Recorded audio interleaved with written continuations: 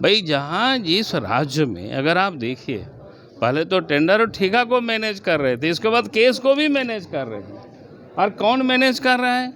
मुख्यमंत्री के प्रेस सलाहकार। कहाँ जा रहा है राज्य? किस ओर जा रहा है? आखिर लोग जाए तो कहाँ जाए अपना फरियाद सुनाने के लिए? लगता है कि गुंडों का, डकैतों का ये अड्डा बन चुका है। सरकार में बैठे हुए लोग कर रहे हैं। तो ये तो पूरी साफ दिख रहा है। तो ये स्थिति पैदा हो गई राज्य में। आप तो लगता है कि इस राज्य में इस सरकार को हटा करके और राज्य में राष्ट्रवादी शासन लगानी चाहिए, क्योंकि ऐसी राज्य में अगर सरकार रहेगी, इस राज्य को लोग लूटते रहेंगे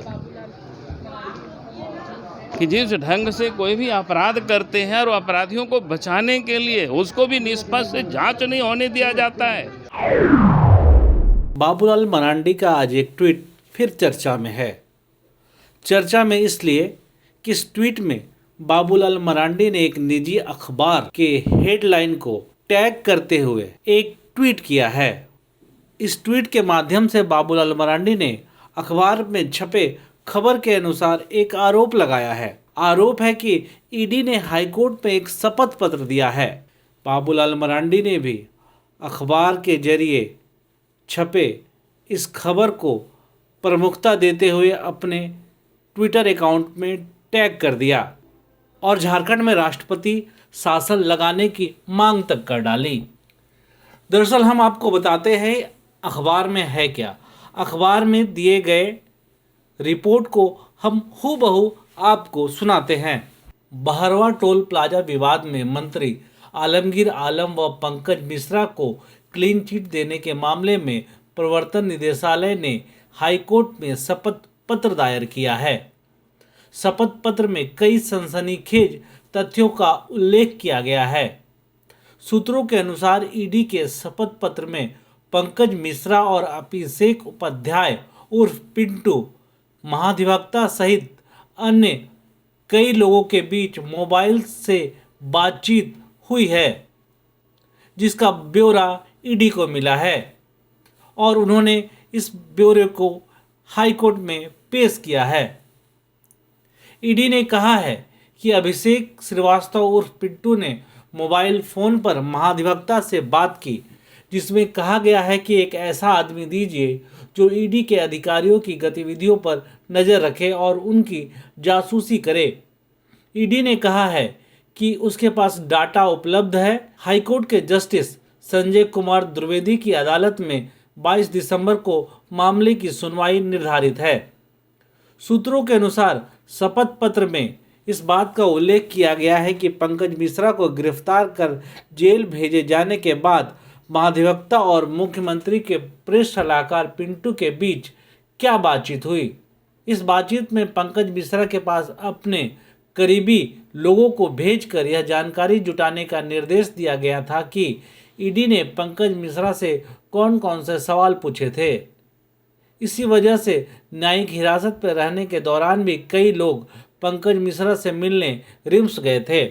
रिम्स में उससे मिलने वालों में साहिबगंज के पुलिस अधिकारियों के अलावा रांची में पदस्थापित पुलिस अधिकारी भी शामिल हैं।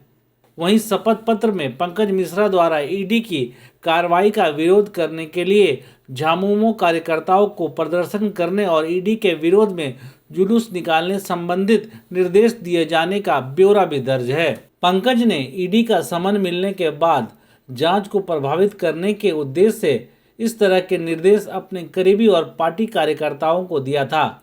साथ ही उसने टोल प्लाजा टेंडर विवाद में प्राथमिकी करने वाले शुभनंदन कुमार को जेल में बंद करवाने का निर्देश दिया था।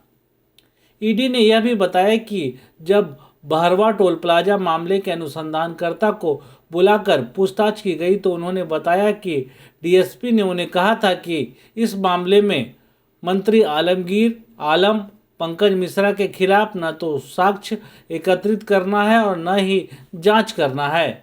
ईडी ने शुभनंदन कुमार का बयान भी रिकॉर्ड किया है। उन्होंने बताया कि टोल प्लाजा महत्वपूर्ण है, यहाँ से पत्थर बालू बांग्लादेश तक भेजा जाता है। गौरतलब है कि शुभनंदन कुमार ने झारखंड हाईकोर्ट में याचिका दायर कर बहरवा टोल प्लाजा विवाद में पुलिस द्वारा ग्रामीण विकास मंत्री आलमगीर आलम और मुख्यमंत्री के विधायक प्रतिनिधि पंकज मिश्रा को पुलिस द्वारा 24 घंटे के अंदर क्लीन चिट देने का मामला उठाया था। इस मामले की सुनवाई के दौरान सरकार की ओर से यह दलील पेश की गई थी कि सरकार की एजेंसियों द्वारा की जा रही जांच को ईडी का हस्तक्षेप करने का वैधानिक अधिकार नहीं है।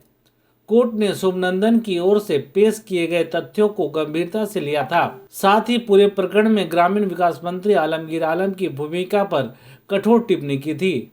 अदालत ने मामले की सुनवाई के दौरान ईडी को अपना पक्ष पेश करने का निर्देश दिया था। इसी के आलोक में ईडी के उप निदेशक की ओर से हाईकोर्ट में शपथ पत्र दायर कर इन तथ्यों की जानकारी दी गई है।